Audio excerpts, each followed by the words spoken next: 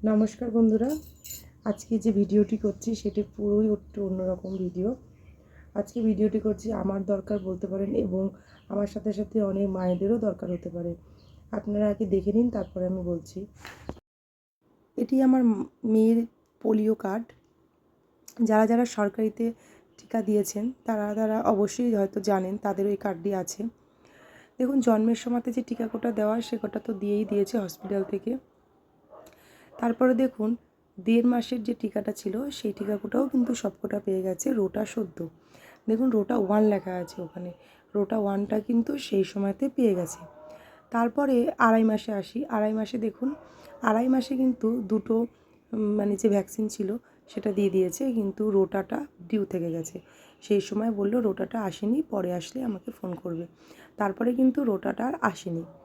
তারপরে দেখুন 3.5 মাসে আবার আসি। 3.5 মাসেরটাতেও দেখুন প্রত্যেকটা ভ্যাকসিন কিন্তু দিয়ে দিয়েছে, কিন্তু রোটা 3 বলে যেটা, সেটা কিন্তু থেকে গেছে।